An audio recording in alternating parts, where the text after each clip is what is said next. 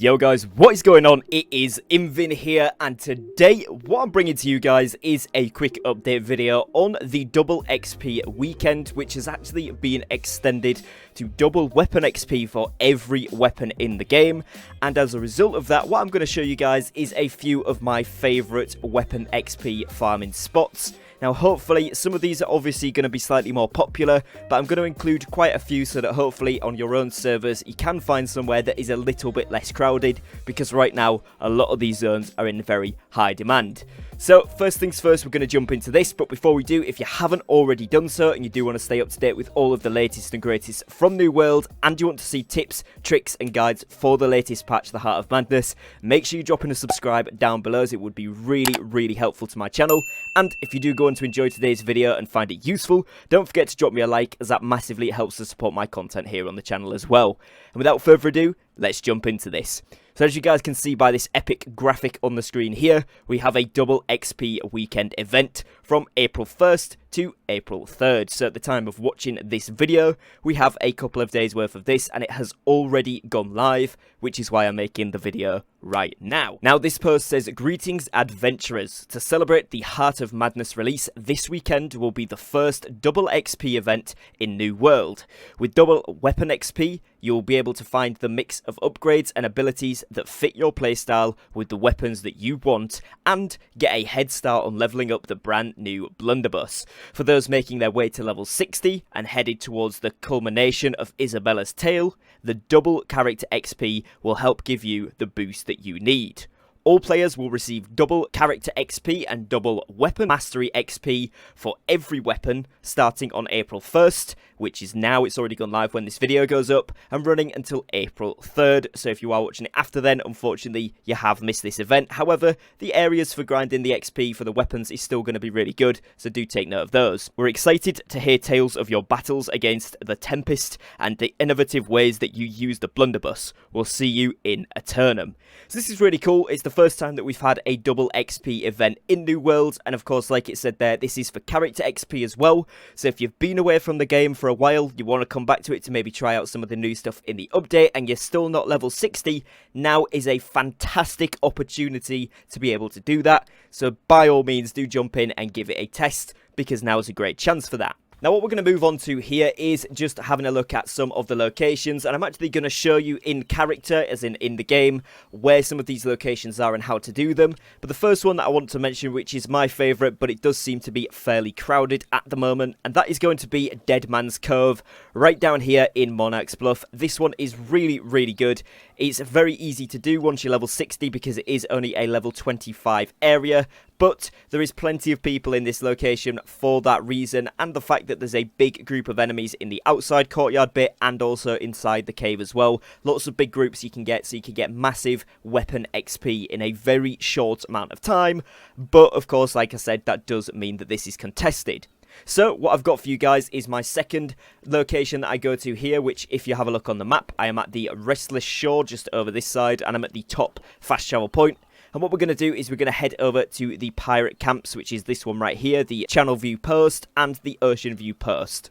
Now, whilst we are passing this location, I will also give an honourable mention to the Borschlum location right here. You can see it on the map. It's the one we all know from the beginning of the game that everyone was going crazy about. And it is still decent because the spawn rate is very quick. However, there is far less boars than we were used to in the beginning of this. So you are going to get slightly less XP than you would have done. However, if there is only a couple of people there, like there is on my server, there's maybe 3 or 4 of the guys there right now, then you'll probably be able to grind that quite effectively. And it is a decent location. So do check that on your way past, as you might prefer to do that one. However, the ones I'm going to show you down here with the pirates is much more effective, but also maybe much more conflicted. Again, it depends on the time of day that you're on and which server you're on, but do check this one out, because this is a really good location.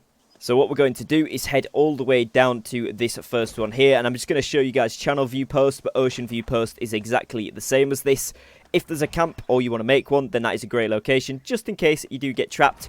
But essentially, you can grab aggro from all of the mobs inside this entire arena, and as you can see, some people are already doing this, and they will all follow you round up until one location. So if you're lucky enough to have this to yourself, you can just simply go around the area, gather all of the mobs up into one big group, and then get a multi-kill on as many of them as you can, especially with the blunderbuss. You've got lots of AoE abilities, and you can simply walk them all to here. They would have all followed you, and you can get all of them down in one quick burst. They are not elite mobs, but they do respawn very quickly, and they do give a good amount of XP when you kill them because there's so many of them. And it's exactly the same at the opposite outpost as well. So if this one's busy and the other one isn't, try to get into one of those, group them all up, run around, draw aggro for everything, and then kill them all in one big burst. And you can do this every 2-3 minutes when they respawn, and this is by far one of the fastest ways to get weapon XP in the entire of New World. So the next location that we are going to be looking at here for some really good weapon XP is actually twofold, and it's up here in Shattered Mountains. Now, I really like these little castle areas. There's quite a few of them jotted about throughout the map, and they are not elite enemies in there. However, it's the same as the kind of the pirate one before, although these mobs are a lot more difficult. So the further up the 600 plus gear score you are, this is much easier to do, especially if you're going to go solo with it. But for those players that are higher up, this is a really good location. You can group up a lot of the mobs, and they do give a lot of weapon XP despite not being elite. And on top of that, the chests in that area also do drop tier 5 reagents, and all manner of other good rare drops have the chance to spawn in those chests too, so it is worthwhile. Now, whilst we're going past this, on my left, you guys will see the mines, the abandoned mines over here, the scorched mines. This place is a corrupted elite zone and is really super good for weapon XP, particularly if it hasn't been cleared recently, because there is a lot of mobs in quick succession. However, for this one, even someone at max gear score will still probably want at least a 5-man group for this, because it can be quite overwhelming. There is a lot of enemies and, more importantly, a lot of mini bosses. Therefore, it can be quite tricky to do solo, if not almost impossible. So I would recommend, for the speed and ease of access, definitely going in a group. But again, inside these castles, it's very much the same as the Pirate Cove one, like I said, in Restless Shore there. You simply go inside here, you can gather up all of these mobs. Somebody's killed all the ones in the front courtyard, but as you can see in the back there is quite a lot. Up on the balconies, there's a few, and you can drag them all into the middle somewhere between the two courtyards once all these mobs have spawned too. And you can get around 15 to 20 kills in very, very quick succession. Again, in a duo or trio, these little castles work super well, and with the new movement speed buff that came from a couple of patches ago, whilst you're walking on the roads, this can actually be really quick.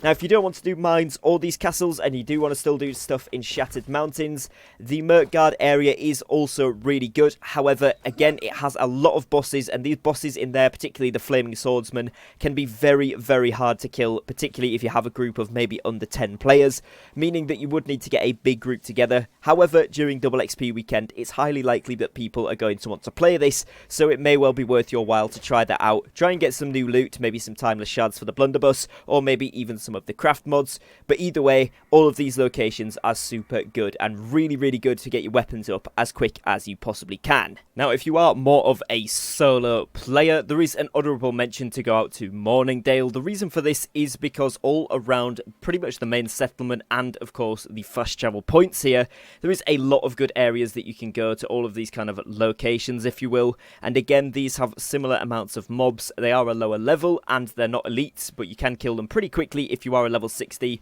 And if you are finding the areas up in Shattered Mountains, even the non-elite castle areas can be very challenging if you are simply solo or even a duo. So if you're a duo or trio, maybe try these, but as a solo or a duo players, if you want a little more chilled experience, Mourningdale is really good for that. Now, as well as the few locations that I have mentioned so far in this video, of course, all of the elite zones across the entire of Eternum do provide technically the most XP per kill in terms of weapon XP. So if you are wanting to power level, getting a group together and going through these zones is going to be a great way to do it. But, of course, these are probably going to be contested, which is why I've included some of the other kind of not obvious places to go, and hopefully you guys can pick up on some of those. But do bear in mind, if you are wanting to grind this weapon XP, you are able to get drops of arena keys from the related elite zone. So, for example, in Reekwater now, if you go ahead and do the 4 Castle Drift elite zone, you may be able to get a Siren's tuning orb key drop from these mobs. So again, if you are going to be doing weapon XP, you've got a group of 5 to 10 level 60 plus players, then these areas are going to be really good for that as well, because again, as I say, you can get the arena drop key.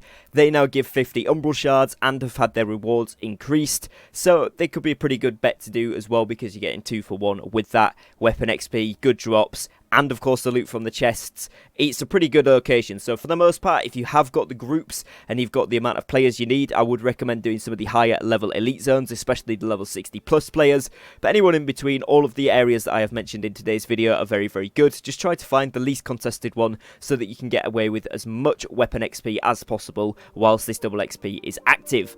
Other than that, guys, that is going to be it for today. So I'd like to thank you all for watching. Thank you for your time, and I will catch you again very, very shortly on a brand new upload. Take care and peace.